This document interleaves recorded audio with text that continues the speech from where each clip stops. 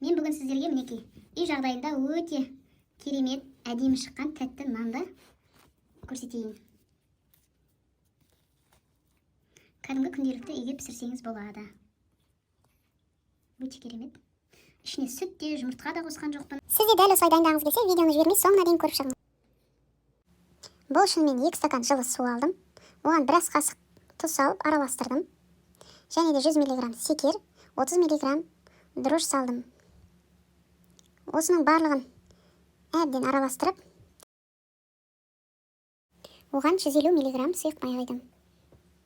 Және де ол үшеуін әбден араластырып алдым да ситадан өткізіп, бұл ұн салдым. Ол үшін маған 3 стакан ұн кетті. Достар, каналыма тіркеліп, лайк баса отырыңыз. Және де қоңыраушаны да баса кетіңіз. Келесі видеоларымды ең алғашқы болып көру үшін.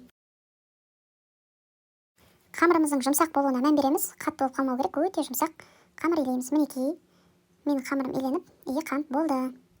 Енді басқа үлкендеу ыдысқа сұйық май құямыз. Дәл видеодағыдай жағып шығамыз. Және де қанған қамырымызды алып, дәл видеоға қарап, 2 қолымызды майлап, қамырдың бетін майлап шығамыз. Одан кейін бетіне пакет жауып, достар, мен мына жерде пищевой пленка жауып жатырмын. Пакет болса да болады. Ең бастысы қатып қалмау керек. Және де жылы сақтау үшін үстіне майлық жауып қоямыз. Мінекей, көріп тұрғаныңыздай қамырым өте әдемі ашыды. Енді бұл қамырды мен видеода көріп тұрғаныңыздай түсіріп аламын да оны 2 бөлікке бөлемін.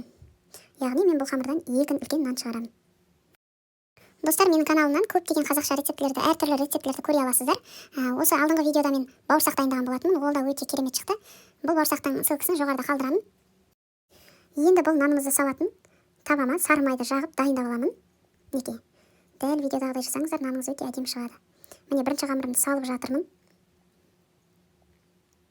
Бұл кезде мен пешті де 180 градусқа қойып қыздырып қойдым. Және ол пешім қызғанша нанды осылай бойын алып ісініп тұру үшін тағы да бетіне пакет жауып, майлық жауып, 10 минутқа қоя тұрдым. Ал мінекей 10 минутта өтті. Қамырымыз өте әдемі ісініп тұр. Енді мен бұны әсемдеймін. Бұл салып жатқан узорыммен нандарым булочка сияқты болып шығады. Сіздер басқашалай да жасауларыңызға болады. Ал енді мен қамырымның бетіне жағатын жұмыртқаның сары уызы және сүтті араластырып, сұйықтығын дайындап жатырмын. Және де бұны қамырымның бетіне барлық жерін жауып төсеп шықтым.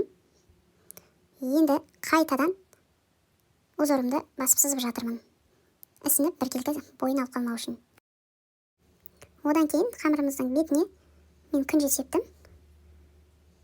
Мінекей, көріп тұрғаныңыздай барлық жеріне сеуіп шықтым.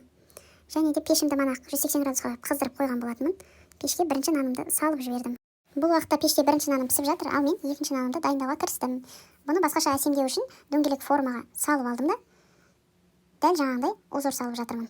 Яғни торттікіндей. Бұның да бетіне пакет жауып, оның сыртына майлық жауып, жылы сақтап қойдым. Ал мінекей, қамырымыз бойын алып ісініп әдемі болып тұр. Дәл жаңағы бірінші қамырдағыдай бетіне жұмыртқасын жағып, узорын қайталап басып шықтым да күнжесін себелеп шықтым.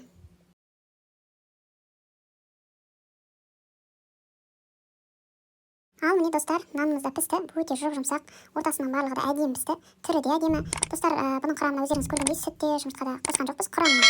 Енді күнделікті пісіретін нандарыңызды дәл осы тестпен дайындайтын болсаңыз, өзіңізге де отбасыңызға да қатты ұнайтынына сенімдімін. Ал достар, видео ұнаған болса менің каналыма жазылып, лайк басып қолдап отыруларыңызды сұраймын. Келесі видеода кездескенше қош сау болыңыздар. Менімен бірге болғаныңызға рахмет.